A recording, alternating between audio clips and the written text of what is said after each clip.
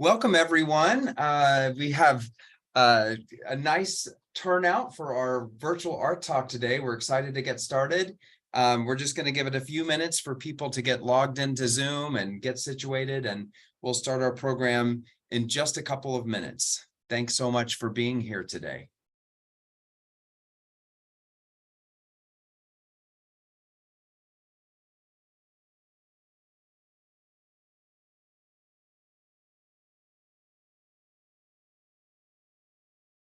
Hey, I'm seeing a lot of people getting logged into Zoom. Welcome, and thanks for joining us. And we're going to start in just a couple of minutes here. I still see people are coming into the room, into the Zoom room. So welcome, and just give us a moment and we'll get started.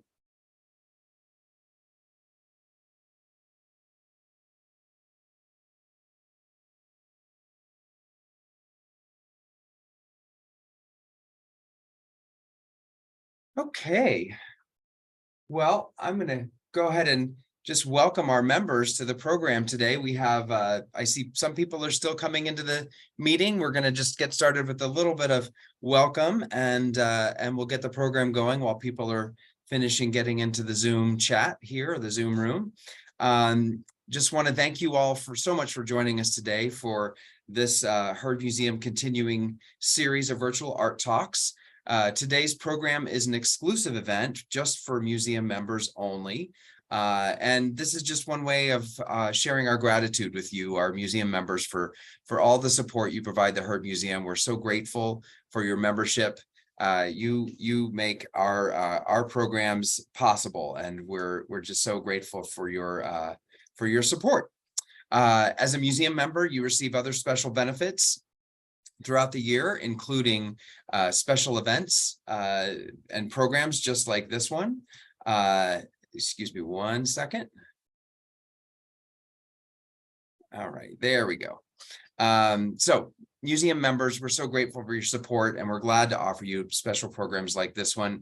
I want to remind you, of course, of another really wonderful benefit that we're excited to offer our museum members, which is coming up in just over a week. The 65th annual Heard Guild Indian Fair and Market is on its way.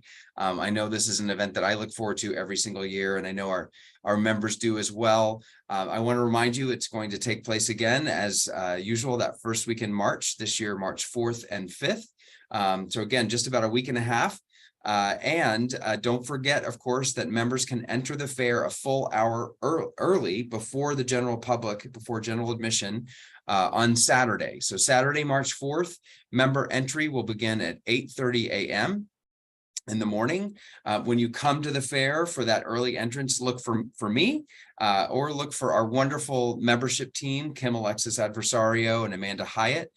We will be there at the main entry gate on Central Avenue, helping to get you lined up and ready for early admission. So come early. We'll see you on Saturday the 4th, if not before then, and we really can't wait. It's going to be another spectacular fair. I know we have well over 600 artists, maybe approaching 650, I believe. It's going to be a wonderful weekend, and we can't wait to celebrate that with you. So just a couple more housekeeping notes before we get our program started today. Today's presentation is called a webinar, which means that you're only going to see the faces and the screens from our presenters who are part of the program today. You won't see all of the viewers. If you would like to pose a question for the panel, we encourage that. You can use either the chat function or the Q&A. And we will collect those throughout the program, and we'll try to get to as many as we can towards the end of the program. With that, it is now my pleasure I'm going to unspotlight myself here, and I'm going to introduce Diana Pardue, our chief curator for the Heard Museum, who is going to be our moderator for the program today. Diana? Thank you, Dan. We are so pleased to have Bob Bover with us here today. Bob has been a guest curator for 2 exhibits at the Heard. One is called Southwest Silverwork, 1850 to 1940, and the other is Elegant Vessels, A Century of Southwest Silver Boxes. Both of these exhibits will continue through the Herd Fair and Market Weekend. So that's through March 5th. Bob has been the author of a few different publications. And with this new exhibit, Elegant Vessels, I have this great book. I just have to show you. It's a beauty and so well written, and with the scholarship that Bob has provided about the topic. So today he's going to share some information with us about silver boxes. And Bob, we're so pleased to have you. Thank you for joining us.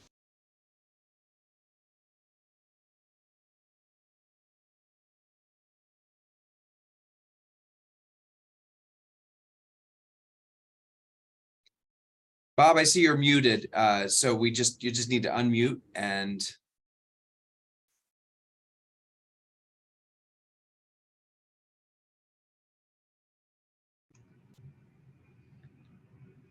Okay, while they're working on that, I'll just tell you a little bit about the jewelry collection at the Herd Museum. It's a remarkable collection. Some of the early jewelry is was collected actually by May Herd. Some purchased from the Fred Harvey Company. Bob, I see you're with us, so I'm gonna sign off. Hear me? Yep. All right. It took us a minute. All right. Well, here we are again. About a year ago, we did one of these on the old jewelry exhibit that I curated. And now we're going to talk about what we call the box show, Elegant Vessels, a Century of Southwest Silver Boxes. And that is the cover of the book. I do want to take a moment to thank the museum for the past 2 opportunities they've given me to do these shows, and certainly thank all the staff who have made it possible. Now, this is the book. The photos in it were taken by a man named Evan Saunders, who was an excellent photographer, and they just couldn't decide how to do the cover. So as you can see, they did sort of a kaleidoscope mosaic of it. That box is in the exhibit and in the book, and we will discuss it a little later. This collection is put together by John Crenna of Four Winds Gallery in Pittsburgh over quite a number of years. And I always said to him, if you do a show, I'll do the catalog. So here we are. And this is not the first time I've worked with John. If I get Dan to show the next slide. That's the first one. The next one should be, there we are. Looks like we're in 8th grade. That was 2001, and we worked together on the Druckmann collection. Carl Druckmann was someone who was in some ways a bit ahead of his time. He recognized the value in Southwest non-jewelry silver work, and he put together quite a large collection, some of which is in the exhibit, and you will be seeing here today. So our story, like all stories, has a beginning. So we're going to start there. Dan, can I get the next slide? This is Jake the silversmith, also known as Jake the paper carrier, because he also delivered mail. The picture was taken in the 1880s. Jake was a silversmith working out near Fort Wingate. And as you can see on the one side, some of his work, he did the usual jewelry items, but that 3-linked unit is a watch fob, clearly not made for native use.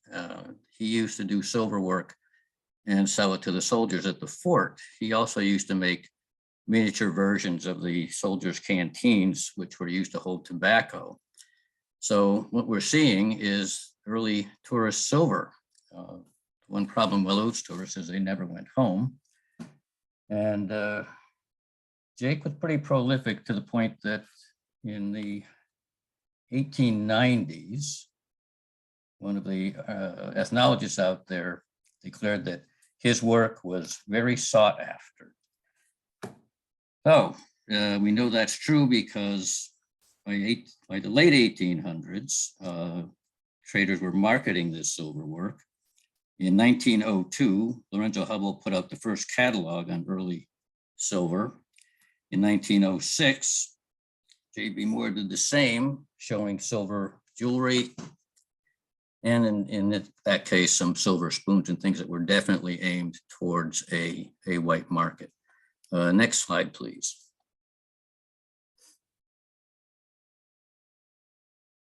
Okay, this is the earliest example of a silver box I have found. It is currently in the Peabody Museum at Harvard College. It was accessioned there in 1907. The top of the box, as you can see, is a Navajo bogard.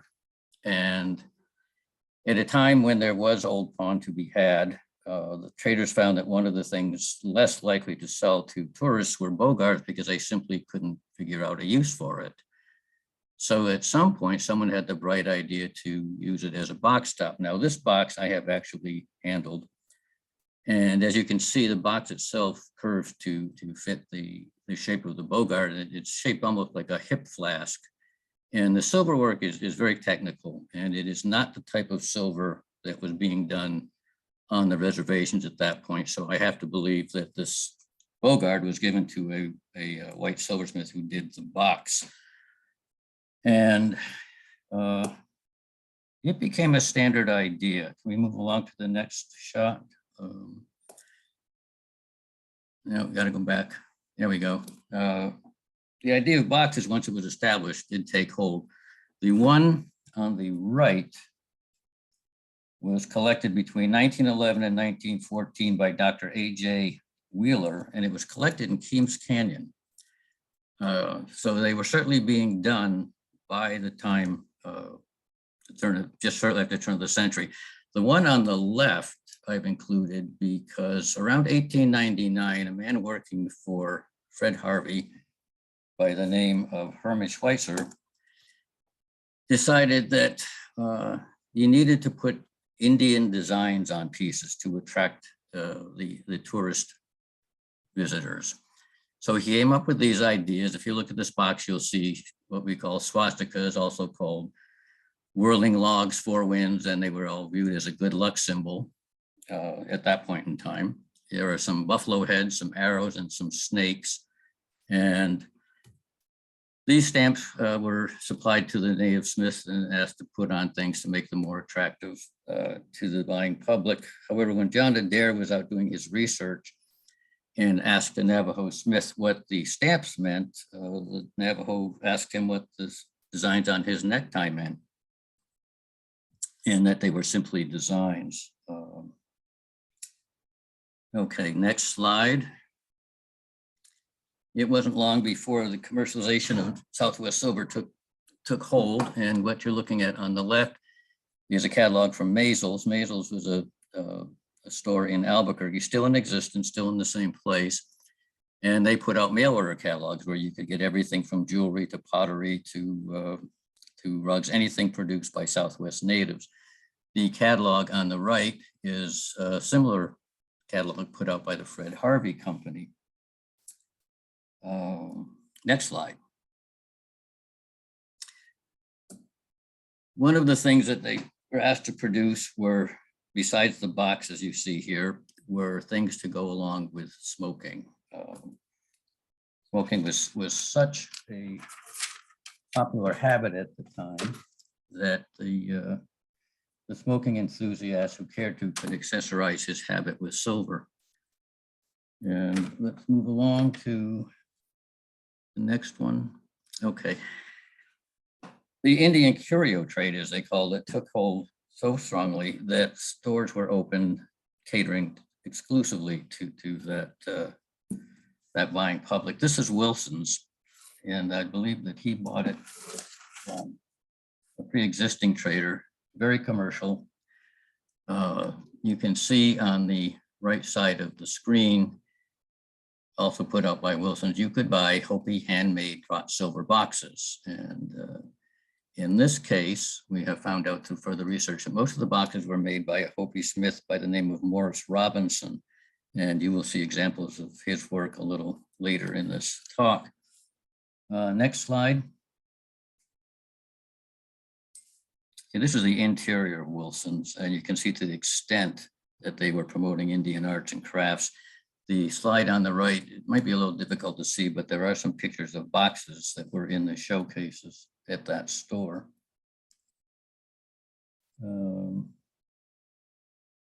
Let's see, next slide. Well, this is the first box John bought. This started the whole thing. And he bought this one and continued to buy until, the next slide, until he had amassed this collection. And it is from this group that boxes were selected to go on exhibit and are appearing in the accompanying catalog. So let's see, next slide. We should have, okay, here we go. This is a Bogard. That is a box top like that first box we saw. It became a relatively common practice to take pawned Bogards and make them into box tops. This Bogard actually still has the copper loops on the back that were used to attach it to the leather strap that would go on the wrist. As you can see in this case, the box itself is clearly the work of a native smith. Can we continue? Next slide. Okay, this, I mentioned, smoking was very popular. And as you see on the right, everything the smoker needed, the large box at the top was either a humidor or a cigar box. You can see in the center of that grouping, there is a cigarette lighter, there are matchbook covers, there is a cigarette holder. I mean, everything the smoker needed. And what I want to point out here, in the lower right, you see some boxes that are, the tops have not previously been Bogards, but they have maintained that design concept. And that concept continues right down through the years of box production. In this case, the production has become so specialized that custom pieces were available. You can see the box with someone's initial CB, and on the other side you see the initials done in turquoise. That box was made for Byron Harvey Jr. So as we continue, okay, here is a selection of boxes being done in the first part of the 20th century. You can see that not only they were produced in cigarette box sizes, but in basically all sizes. If you see the one on the lower right, they have now started making feet for these boxes. In this case, they've used silver beads. Looking through them again, you'll see Bogard designs throughout. And the next slide.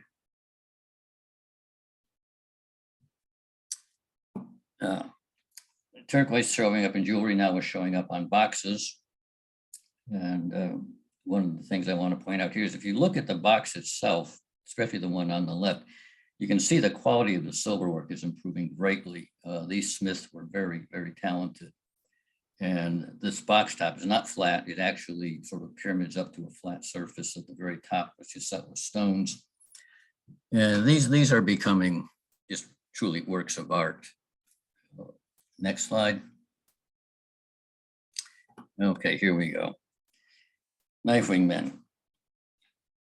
When Hodge was out there doing his research around 1935, he was so intrigued with this image that he commissioned Teddy Wiyaki, a Zuni stonecutter, to make him a piece of jewelry. So Teddy put together a pin for him, and that idea was so successful that knifewing men was being produced by many of the stonecutters out there, not only as jewelry, but as units to be set on box tops. As a matter of fact, Adair referred to them as being so popular, they were frequently set into the box tops, the boxes being made by Navajos working at the village. Now this was something new.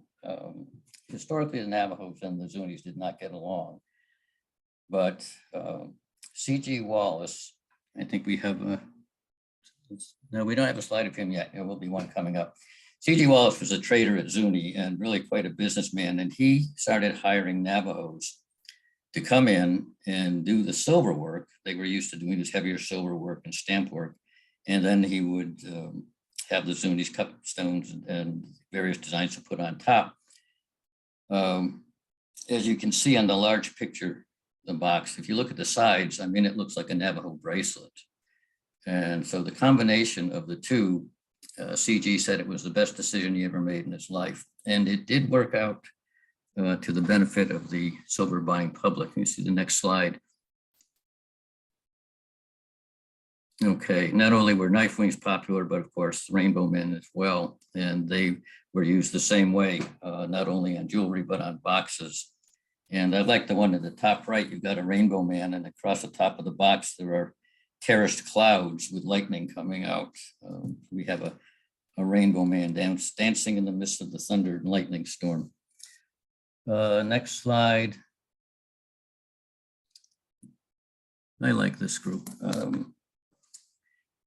On the left, we have two boxes that have been Bogarts previously. The one with the turquoise and red shell is a Bogart made by Juan de Deos, a Zuni smith, and it was set onto the top of a copper box. Whether this was done as a way to save somebody money or what, I don't know. There was a lot of copper used in trays and boxes and different things, and it's kind of unusual to see a silver Bogart set on a copper box, but here it is. The box below is a cast Bogart used as a top, and what they've done to fill in the open areas is to mount it on a plaque of silver which has been stamped, and then the top is further decorated with channeled in turquoise.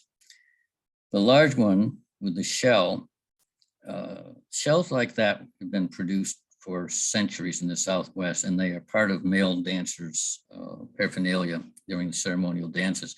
In this case, they have taken one and set it in the top of a box. This one is so well done, I believe it was probably done by one of the well-known stone cutters like Lambert Homer. Yep, just disappeared. I don't know if you're still seeing this. They have, there, it's back, okay.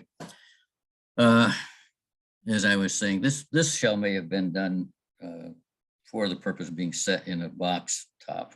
The ones on the right, especially the ones at the top, were probably made to be worn in dances. The very crude looking one is a turquoise mosaic set on top of a shell using pinion pitch to hold it.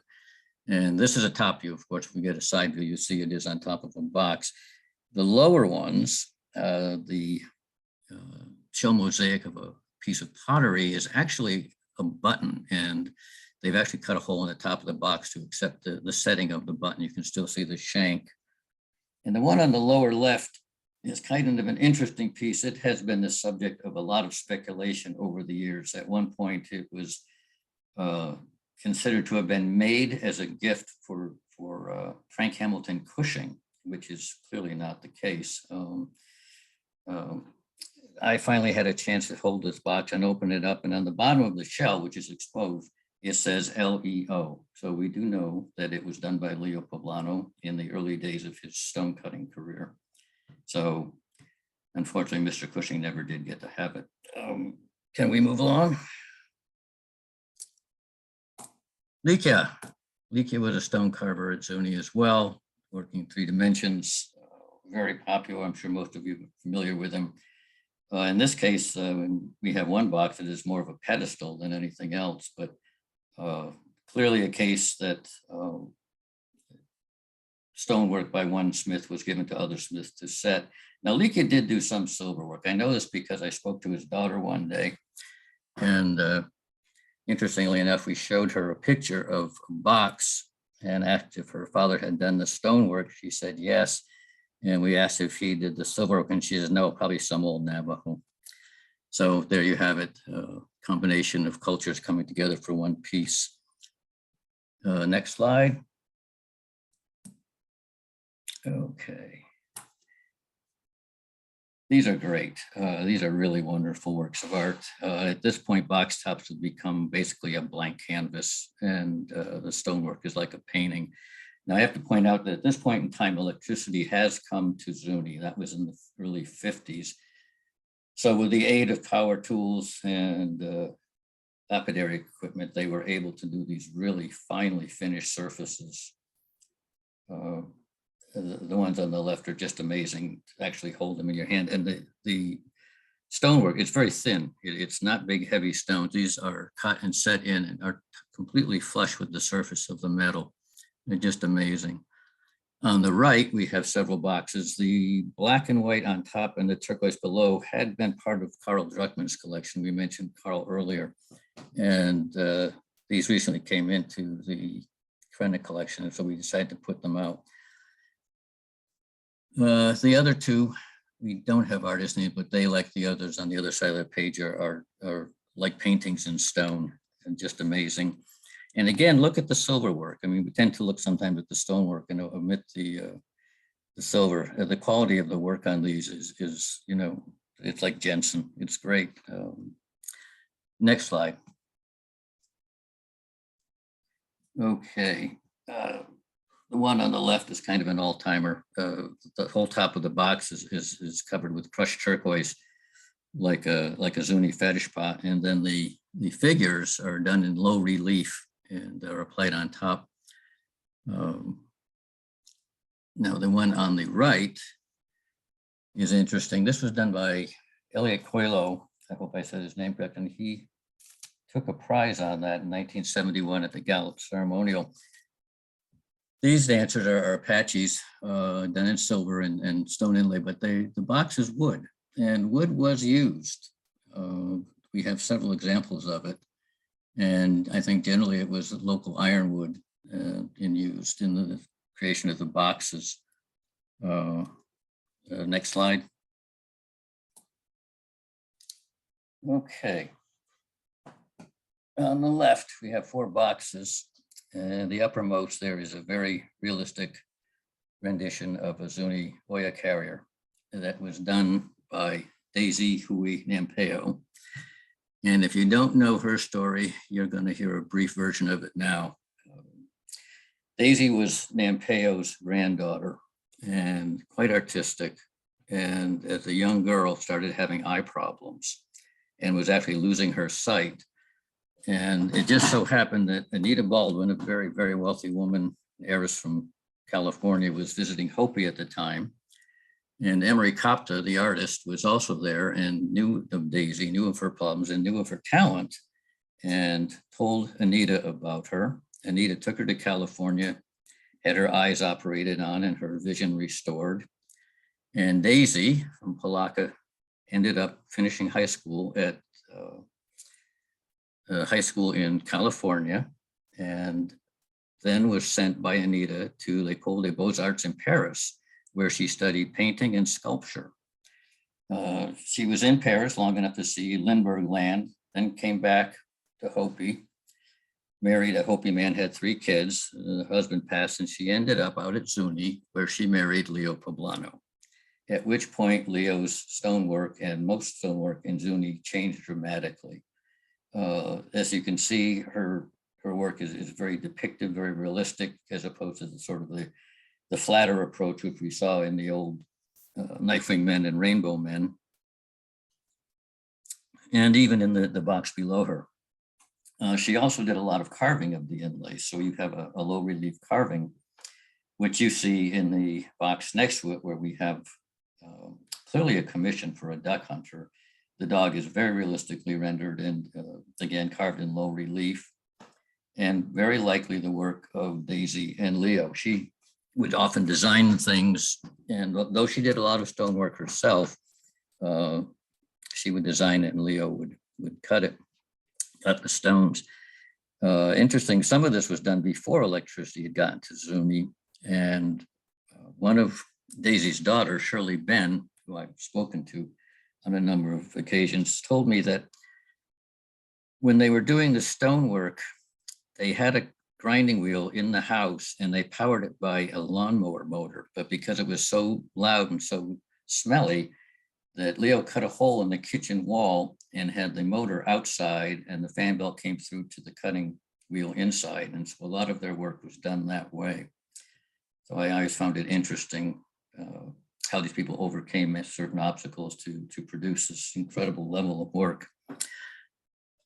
Okay, we'll move on now. Next, this is the cover piece. This box is the only one I know of that has combined both stonework and stamped silver units to create that design that is set into the top. And it was so good that CG never sold it. He kept that piece. And according to him, it was done, let's see, where's my note here? Done by Ike Wilson in 1942. And I'm sure that Ike did not do the stonework. He may have done the stamped units that have been incorporated into it. But again, as you can see, a classic example of the combination of Zuni and Navajo work in one piece. Next slide. Here we go. This is CG. In 1954, the artist he had working for him took so many prizes at the Gallup ceremonial that year that he had a big banquet for them in Albuquerque. And you see the box in the top left you saw at the beginning.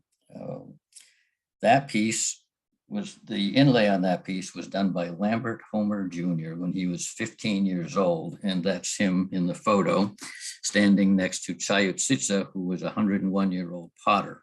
And CG's in the middle, very proud of his artisans who produce these things. Can we move to the next slide? This is a close-up of the box. Incredible stonework. Again, bearing in mind the boy who did it was 15. At the beginning of this slideshow, you saw the other box that's very similar. It has a white background. And interestingly enough, that box just showed up recently, and somehow it had ended up in Brazil. And a friend of mine found it and contacted me, and it has ended up in this collection. So you can see your classic Navajo silver work and wonderful Zuni inlay. Next slide. Okay. Again, Navajo silver work, Zuni inlay. These boxes are large. The one on the left with the one horn, I don't have the exact dimensions, but if most of you are familiar with Whitman Sampler, the candy box, that big yellow cardboard box, this silver box is about that size. The one next to it is almost as large. And here you can see, again, incredibly competent silver work. Moving along. Okay, now we're going to talk about Hopis, who also did work. The boxes on the left, the one with the corn motif is by Paul Sofke. And he was one of the early Hopi silversmiths that was working in the overlay style that came into being after the war. And the one with the, oh, I'm sorry, the corn is that right? Yeah, that's Sofke. And the other one is by Victor Kuchwatewa. The large box came out of the Carl Luthi shop, but probably not Hopi, but it's definitely the overlay technique. The ones on the right are by Morris Robinson, a Hopi, and we talked about him earlier doing the boxes for Wilson's that you could buy through the mail. At that point in time, Morris was still working in sort of a Navajo tradition of silver work. He moved into the overlay as well, and did some really wonderful jewelry as well as this hollowware. Next slide. Okay, now we're back with the Navajos.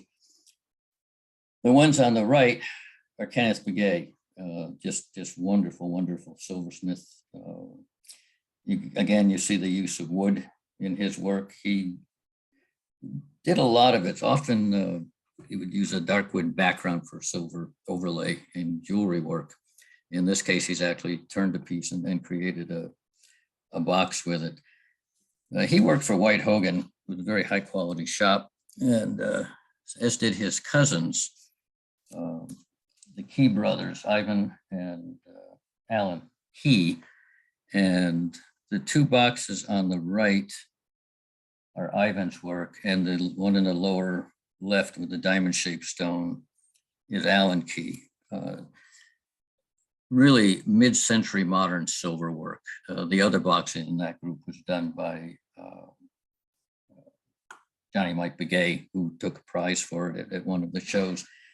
But what you're seeing here is almost looks like Danish modern. I mean, Kenny really brought Navajo silver work, or silver work in general in the Southwest, into the modern era. Next slide. And as I just talked about modern era, the boxes on the left are by Perry Shorty, who works in the old style, very competently, I must say. The small square box and the round box are his work. And the other one is by Jesse Robbins. The box on the right is interesting. It's Preston Monange's work. And the box is really interesting. The body of the box is actually turned wood, if you can see that in the slide. And the silverwork is basically a sheath that slides over it. And you can see the top set with Bisbee. Preston was real interesting. He did everything. He did inlay, he did casting, he worked similar to Charles, although Charles wouldn't like to hear me say that. But anyway, a very prolific artist in the 70s and 80s. Next slide. Oh, here we go. The ones on the left are by Thomas Curtis. Very interesting individual, very talented individual. Started out as a blacksmith and was also a rodeo rider, and apparently suffered an injury in rodeo riding that precluded his continuing in that vein. And he took up silversmithing and started producing the most amazing work. You don't really get a sense of scale. The one in the large one is almost the size of a dinner plate. I mean, wonderful work. And the other side is his daughter, Jennifer. This box was commissioned for this show. The stone is a big piece of blue gem. And learning from her father, she is quite a competent silversmith and quite an interesting lady. The lower picture you can see her actually fabricating the box. So this is the end of our show of boxes. We move to the next slide. This is the show. At the museum, when you walk in, this is what you will see. These cases were constructed beautifully so you can see the boxes from all sides and all angles. Next slide. There, that's the box Jennifer did alongside some of her father's work.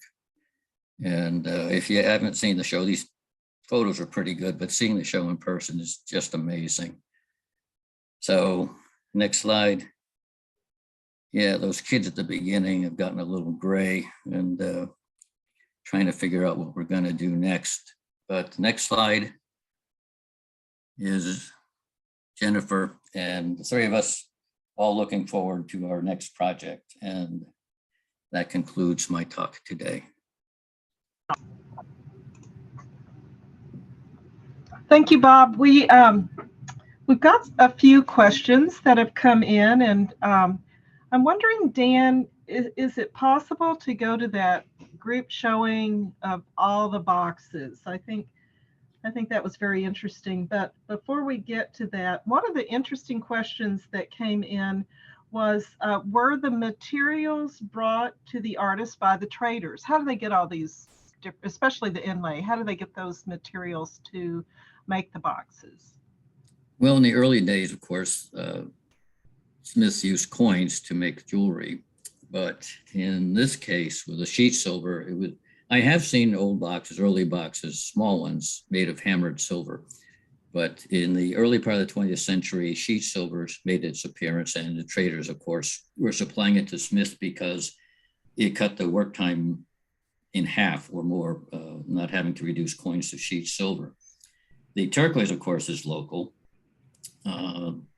In the case of using black, it was local jet. The red shell had been traded in from the coast for centuries. So those three materials were familiar to the smith. Now, once the traders got involved, they could supply it in much greater quantities and made that availability transcended into larger and larger pieces of work, as you can see. So if that answers that question. Of course, the wood I mentioned is ironwood, which grows out there. So a lot of local materials or locally obtained materials were used. All right, so there are some additional questions along these lines. One of our viewers asked, how were the artists compensated? Do you have any information about that or any knowledge of that? Well, that's an interesting question. Depends on the trader, depends on the smith. In the old days, the traders would provide the materials. And I'm going from Adair's writings, which he collected in the late 30s. And he said the smith generally was required to bring the work back to that trader. However, sometimes they sold it to someone else and the trader was out. I don't know that that's still the practice, but as far as being compensated, I know that C.G. Wallace gave them tickets, which could be redeemed at his store on the reservation. So there was that. And of course, nowadays, they simply demand to be paid in U.S. currency. Now, you mentioned C.G. Wallace. Were there any other traders who were, as far as you know, who were as active with this kind of production other than C.G. Wallace? Well, there were several. His brother Robert was equally as active. C.G. I think was the most active, which is why he gets the most attention. In fact, a friend of mine was interviewing one of the Smiths who was working at Zuni at the time, and she asked him about C.G., and his response was that C.G. had quite an industry going. So he was obviously one of the headliners. A man named Kelsey was a trader doing similar work with the Indians. In fact, he would even design things for them. Let me think who else. Well, there were a number of traders. The Kirk brothers up near Manuelito, New Mexico, were very active supplying materials. And Mike Kirk designed a lot of things that have been done. You may have seen the little bells with the figure of the Navajo woman or Navajo man on top is a Mike Kirk design. And after the Hopis had such success with their overlay, Mike Kirk thought that his Navajos could do the same, but they didn't have a tradition in pottery designs like the Hopis were using. So they started using Mimbres designs, Mimbres pottery designs. So often when you see a piece of overlay that has a Mimbres design that is not Hopi, it was probably done by a Navajo working for Mike Kirk. And I'm sure there were a great many other traders out there doing it. Those are the ones that come to mind immediately. Now, an associated question from the research you've done, from what you could gather, were the boxes primarily made for sale? Do you know of, especially in the early years, were there any that were made for personal use that you're aware of? You mean native use? Yeah. No. By the artists or family members or. That I have no idea. I guess you'd have to go talk to some people on the res to see if they kept any. I don't think they did. I think that having been given the materials to make them with, they would sell them or bring them back to redeem it for goods at the trading post. I mean, as talented and prolific as some of these artists were, I don't think that they were particularly wealthy at the time. You're looking at pre-war production. Things changed tremendously after the war, but in the early days, I would guess that they were sold. In fact, when talking to Shirley Ben, talking about her mother Daisy's work, there was a box that had a full figure Hopi maiden on it. That was a really beautiful box. And again, the inlay done by Daisy and the silver by Navajo. That box ended up at Mazel's. And Shirley said when they would go into town, into Albuquerque, they'd always go to Mazel's to visit the box. So we know that even though they might have wanted to keep some of these things, they did not. And she said one day it was gone and someone from New York had bought it. We had a question about the sizes of the boxes. One of our viewers noticed that some of them are a similar size to buckles. And so that's why I asked Dan to pull up this particular slide that shows the entire collection. But were some of the, did you say kind of a growth? You mentioned the one that was this big like a candy box. Did you see more of a growth in size through time? Well, of course, as the availability of silver increased, so did box sizes. If we think back to that ad from Wilson's with the boxes made by Morris Robinson, if you read the ad at the bottom, it tells you can get the boxes in different sizes. And now bear in mind that the first box, it's not this slide, but there we go. Let's see. Other sizes. 2 deck card box, $45. Jewel box, $12.50. airmail stamp box, $7.50, aspirin box, $6.50, pill box, $5.50. So you have a number of sizes there. But bearing in mind that some of these first boxes were made from Bogarts, I mean, that sort of became a standard size for a while. And then when you move into the smoking accessories, boxes were made to fit filtered and unfiltered cigarettes. So in many cases, I think the boxes were made to fit some utilitarian use. And then it was later when they became art forms that the size constriction tended to disappear. And again, as I said, if, you know, for some of these larger pieces, the traders used to compete with each other to have the biggest and the best piece at things like the Gallup Ceremonial. So that's when you start to see some of the really large pieces being made. Again, all financed by the traders. Well, we had a technical question from one of the viewers who's asking how repoussé is done. How repoussé is done? Mhm. Well, repoussé is, you take a flat piece of silver and you usually hammer it into a depression, either in a block of wood or steel. You hammer it from the back. Interestingly enough, there is that one shot at the end of Jennifer working on the box. It is that, no, go back two more.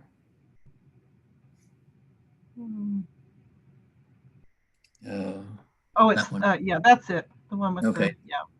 Yeah, this is a pretty good shot. You can see in the lower right, she has a piece of silver that all has stamped designs on it. And what she's doing is she is going to hold the piece of silver over that stamp, and then they're going to hammer down into it from the back. And that creates that wonderful ribbed effect that you see. In fact, if you go to the very last photo of Jennifer, or the final picture, there you go. I don't know if you can see it in the lower left, those steel tools, there's one that's diamond shaped, as a diamond shaped border. Then the center of it is depressed, and she would stamp that into the silver, and then they would hold the silver over that stamp, lining it up, and they would hammer down into that depression. And that is how she achieved that perfect repeated raised diamond pattern on the sides of the box. Now that's her working today. In the old days, sometimes the silver was hammered down into a depression in a block of wood. So repoussé is basically the hammering of a sheet of metal from the back to bring the surface into prominence. Now, this is a question, I know one that you and John and Evan talked about and made a decision about, and that was, should you polish silver? When do you decide to polish? When do you leave it, you know, as is? Well, that is basically the discretion of the owner. These things were all polished when they were made, and some people refer to tarnish as patina. I don't. I will say I've had pieces that have picked up some color with age, and they look pretty good, but then I polish them and they look a whole lot better. If you do use paste polish, though, make sure you take an old toothbrush or something and get it out of the low stamped areas, because it will eventually start to corrode the surface. But the native people like their things shiny. As a matter of fact, if they had a piece of jewelry that was getting dark, they'd bring it back to a silversmith to have it, as they said, whitened and cleaned up. And that includes the stamp work. On the earlier pieces, they wanted, they didn't artificially oxidize a stamp work like we do. They like the silver nice and white and shiny. So it is a matter of personal taste, but in my opinion, I think some of these things look better as silver, you know, shiny. Not brightly shiny, you know, don't put it on a wheel buff, but you know, a nice hand polish looks pretty good. Yeah, we used something called a sunshine cloth, the yellow cloth that has a bit of abrasive to it, a milder one. We've heard from contemporary artists that they like their work to look as it did when it was made, which would speak to what you just said, Bob. Now, we did have a question about the year of Fred Wilson's store. Did you find a year to that ad? I think he purchased the store in the 30s from Reese Vaughn. But Right. I'm wondering if there's a year, there was a year with that ad. I don't have a year on that. I don't think he published one on there. I don't know what years Wilson was in business at that location. I mean, it could be found, I'm sure. I don't know if you would find it Googling it or if you actually went to, it was in Tucson, I believe. So there must be some business record of Vaughn's business changing hands to Wilson's. But judging from what they have on display, I would guess that those photos are from the 30s, possibly early 40s. Bearing in mind that the early 40s were the war years and things may not have been selling as quickly as they had previously. Yeah, we do have Fred Wilson's papers here at the Herd, and he did acquire in the 30s. I don't remember, the exact year. One of the interesting things, Bob, and I think one of the things that the book does really well, you mentioned we were looking at one vessel or one of the boxes, and you were talking about the feet on it being a button. But as they start to get raised, you see all different kinds of features. And I think the book really shows a lot of those details well. Yeah, a number of things evolved over the years. The use of feet came into being. They would often just basic buttons and solder them on. They would also use beads, and perhaps not beads off a necklace, but spheres made the same way a bead was made and used as feet. And in some cases, like the Kenny Begay here, he has actually created feet as part of the design on the corners of his boxes. Now, the hinge work, the early boxes, the earliest one, as I mentioned, is a hinged box with a catch, and I think was probably the work of a white silversmith. But those two earlier boxes, the one from 1911 is a simple lidded box with no hinges. They did start making hinges, simple staple hinges, where a piece of tubing was applied to the top and then a wire went through and bent down on both sides, looking like a staple. And that technique has been used rather consistently and is still used in many cases today. An actual tubular hinged box top is a difficult thing to produce. And you have to remember, in the early days, these guys were working with charcoal fires and blowpipes, and it was difficult to do some of that fine work. When they started getting torches, it was much easier to do some of this more technically sophisticated work. And yes, in the book, we show a number of different feet, of hinges, of catches, because a lot of those things are overlooked. And it's kind of difficult to show them in this instance unless we just do some real blow-ups of the details. But the book does have numerous illustrations of the different types of hinges, catches, and feet. Now, this is a question that I'm not sure we can answer. If there will be any box artists at the fair this year. I haven't seen the complete list of artists. Do you know, is Jennifer coming? Jennifer Curtis, to your knowledge? I don't know. No, we may need to address that question. Yeah, I think Perry Shorty. Perry comes to the fair. I'm not sure if he'll have any boxes, but it will be fun to see if any of the artists, because a lot of different artists have made them, but we just don't know. We'll be surprised to see what people bring this year. Go ahead. I was just going to say it would be really interesting to see what the various artists have to say about some of these boxes. It might be fun to record some of their comments, because they're going to be looking at these things from in many cases a very different light. If they're working silversmiths, they're going to look at these boxes from a technical aspect, and their comments could be very interesting.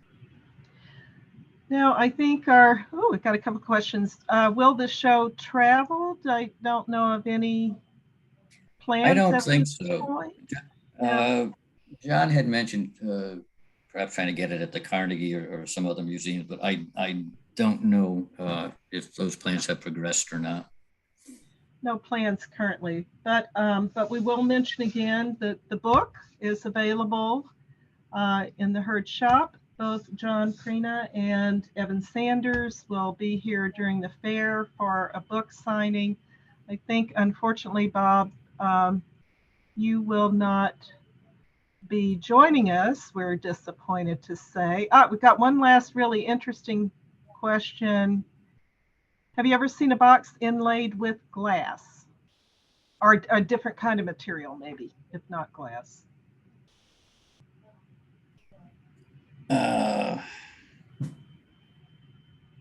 No, I think probably the most unusual thing I've seen set into the top of a box would be an old arrowhead or a piece of pot shard, which of course makes sense, but we don't have any in this collection. All right, this is our very last question, and boy, is it a good one. How much time do you think would be involved for a medium-sized box before electricity and after electricity?